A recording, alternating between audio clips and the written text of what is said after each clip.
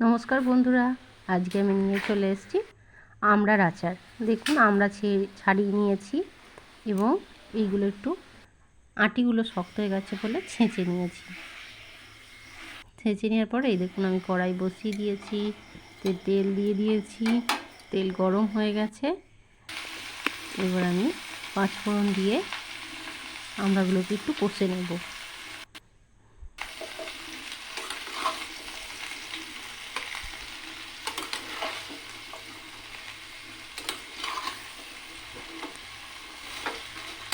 আমরা যখন একটু ছিপে হয়ে যায় তখন এই আমড়ার আচারটা খেতে খুব ভালো লাগে।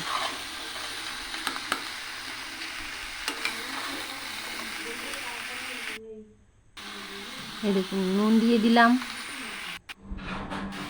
দিয়ে দেব হলুদ, দিয়ে আবার একটু আমি কষিয়ে নেব।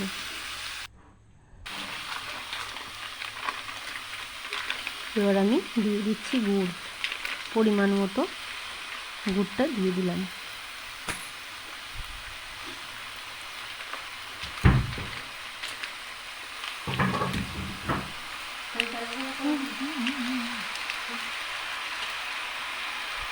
এবার গুড়টা দিয়ে আমি এটাকে ফুটতে দেবো।